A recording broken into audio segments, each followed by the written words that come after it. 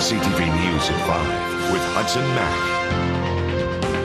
Victoria police are looking for an urban lumberjack after somebody in the dead of night took a chainsaw to a massive Douglas fir. Vic PD got the call to Lime Bay Park in Vic West at about 1 o'clock this morning. Neighbors were awakened by the roar of the chainsaw carving through a tree. A witness says she heard the sound of the saw in the park. When she looked out her window, she could see a 12-meter Douglas tree shaking. But you imagine you have somebody out here in the dark climbing underneath this tree. Certainly a dangerous situation for them and for the people that are sleeping right above them. Well, there's lots of speculation, but certainly there could be views of the ocean could certainly come into account, which would probably be my best guess as to why this would happen. But I couldn't imagine why anybody would take that action. The tree sustained several deep cuts and it eventually fell down on its own later in the morning. Whoever cut the tree down got away, probably satisfied that their view was improved. Police say it is an offense, a misdemeanor only, to cut a tree down on public property. But if you have any information as to who did this, you're asked to contact Victoria Police. Well, the fight between teachers and the province is soon going to be coming to a head. As soon as students and parents find themselves caught in the crossfire, it may happen as early as the end of spring break, which is coming up. Kids in the Sauk School District may not have much to look forward to, as the teachers there have been given the green light to opt out of extracurricular activities. As CTV News first told you last night, teachers will resume their duties when they come back to their classroom, including the administrative ones. But in some districts, teachers will be pulling out of all voluntary participation in any activities happening outside of the bells. Parent advisory councils are disappointed. They say the message it sends to children is not a good one. It means a lot to them. I mean, quite often for kids, making it through the day means it's because there's that basketball game after school. And the after-school sports usually don't cost anything. It's a matter of just putting the time in and doing it. Parents groups are most concerned about the school breakfast programs that feed hungry kids in the mornings. The decision regarding voluntary participation in the Sauk School District is entirely up to the individual teacher. Parents say they hope the teachers do not punish the students to prove their point to the government. Letters have already been sent from some schools to advise parents about the teachers' plans. Well, it was standing room only in Langford last night as nearly 400 members of the sport fishing industry met with the Department of Fisheries to hear from DFO and to deliver a message of their own. All those in favour, raise your hands. Okay, I've got that. I think that's clearly a majority. The Victoria South Island Sports Fishing Advisory Board passed a motion saying it does not accept nor support any further restrictions on the recreational sport fishery locally. DFO is looking at ways to save the dwindling Chinook stocks. The sport fishing industry fears that salvation for the fish will come at too high a price. Our passion about our local fisheries, that we have already given, if you like, skin in the game to this conservation issue, and it's now time for them to turn elsewhere rather than to come back to the same easy scapegoat of Victoria to try and look for more savings. The objective that we have here tonight is to let the community know that we feel that the seriousness of this concern warrants additional actions in a number of different fisheries, not just the Victoria fishery, but a number of fisheries that impact on these stocks. The Department of Fisheries says it will take the information gathered and use it to help come up with a new approach for managing the fish stocks. The man charged with Vancouver Island's first murder of 2012 will go directly to trial. 21-year-old Alex Conte is accused of murdering a woman in a Sauk trailer park on January 9th. Crown and defense lawyers have agreed today to skip a preliminary hearing and will go directly to trial in BC Supreme Court next month. Conte has undergone a psychiatric assessment, the results of which will be entered as evidence at trial. Conte remains in custody at a forensic psychiatric center. A woman was pepper sprayed in the face at a downtown Victoria hotel this afternoon. Emergency responders arrived at the Plaza Hotel at about 3:30 to flush her eyes out. She was later taken to the hospital for further treatment.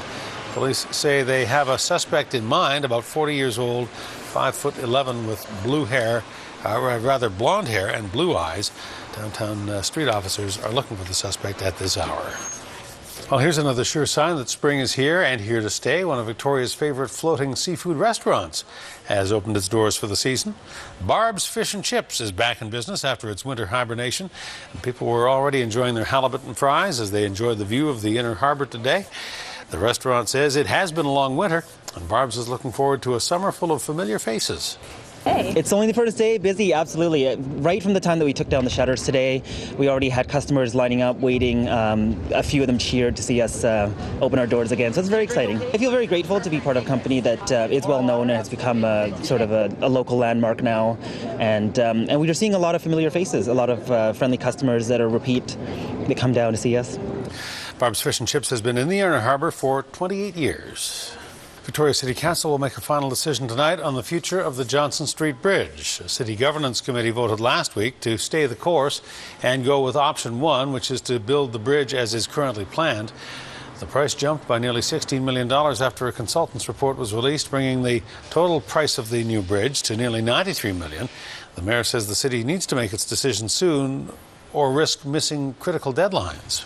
It's about getting this bridge done. You know, it's a question of timing. We've got to get it done to make sure that we reach the federal funding guidelines. We've got to get it done before the old bridge decides to close. So there's a certain urgency on making sure that we get it done, but we need to make sure that we get it done right. We are building a bridge for the next 100 years. I'm very fearful that when the final numbers come in, they will be higher than we expect. And at that point, it'll be even more difficult to go back and look at other options or to make sure that we get federal funding for different kinds of options. The city says the clock is ticking. It has to have a contract for construction awarded by October to complete the project by 2016. Option 1, to build the bridge as is currently designed, is expected to be rubber stamped by council tonight. An urgent warning tonight from Health Canada. It's asking hospitals across the country to pull a particular brand of morphine after a box of the drug was discovered mislabeled. A Toronto hospital says a package of morphine that came from the drug company Sandoz Canada contained a powerful heart medication instead. Health Canada has urged all Canadian hospitals to stop using the drug and to quarantine all morphine packages. The Vancouver Island Health Authority says it has recalled all potentially affected morphine from its pharmacies and is waiting to find if any of the affected lot numbers were shipped to the island. VIHA says no procedures will be affected here because it is able to use alternative morphine products instead. Immediately upon receiving the information from Health Canada, health authorities preemptively directed their hospital pharmacists to quarantine all 2 milligram ampules of morphine until Health Canada verifies that the right medication is in the right boxes. Health authorities are taking every precaution humanly possible to ensure that individuals, patients, continue to receive the right medication and surgeries are not delayed or cancelled. Health Canada says the inadvertent use of the heart medication can result in serious health effects, including abnormal heart rhythms that can be life-threatening. A Vancouver Island grocery chain is helping young kids to make healthy choices by sending them to summer camp this year. Kids were learning how to whip up a healthy snack this morning as Thrifty Foods launched its Young Chef program. The initiative promotes healthy living for kids from the ages of 9 to 12. The grocery store chain helps the preteens to take part in a week-long summer camp to encourage healthy eating habits, teaching them how to cook nutritious meals and how to take care of their bodies. Well, the Young Chef program is working in conjunction with the rec centers in our communities to develop great nutritional habits, learn about food safety, learn about nutrition, that they learn how to cook, that they can eat healthy, and it's really important to get kids to understand that nutrition truly is important. So we want our future shoppers to be healthy as well. The camps run July and August all around the capital region, as well as in Nanaimo, Comox, and Campbell River. If you would like to register your kids, you can get the sign-up sheets at your municipal recreation centres. Oceanside RCMP are recommending impaired driving charges against a 17-year-old from Qualicum Beach. Police say the teen crashed his car into a tree just after 1 o'clock this morning near Memorial Avenue and Village Way. The vehicle was badly damaged. The driver suffered minor injuries only. Police say the teen's blood alcohol level was more than twice the legal limit. The teen has been released into his mother's care. The Nanaimo Salvation Army is making a desperate plea for help tonight. It says need is skyrocketing, but donations are plummeting. The Salvation Army serves thousands of people around the Nanaimo region and says at this time of year, its shelves are usually pretty well stocked. Not this year. They're bare, and there's no sign of replenishments coming anytime soon. The demand is great right now, and so the food is going out faster than it's coming in. This is like half as full as it normally is, So it's usually a whole room full of food, and these are all our pre-bags that are already showing that they're ready to go out the door, but there's not as much food now to be filling up. The stock that we have in another location is dwindling big time. The Salvation Army says the increased need is coming from people who haven't necessarily used the services in the past but have found themselves falling into hard times. I think even from Christmas time, we had over 400 more hampers given out at Christmas, which is just an indication of how this year may be going, but we're certainly up in our demand continually each day. I think there's a lot of things happening with more and more people losing their jobs and the economy, not as many jobs for folks to be taking. We have a lot of working folks that are coming in the doors because their paychecks aren't filling all the bills, of paying the bills and buying food at the same time. For now, food hampers will be stretched so that everyone who needs help will get it. They just won't get as much. Well, Coombs is marking 100 years of existence, and the community is putting an antique stamp on its celebration. Coombs began as a Salvation Army settlement in 1910 and was named for the Salvation Army's Commissioner, Thomas Bales Coombs.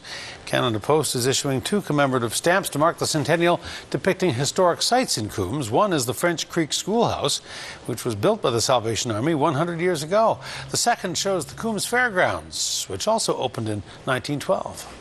We have these 2 centennial stamps that we're going to advertise Coombs for our centennial, and they're available at the museum, at Coombs General Store Post Office, and at the French Creek School. These centennial stamps can be used for all your postage requirements and have Canada Post permanent status, meaning they have endless life as a first-class stamp.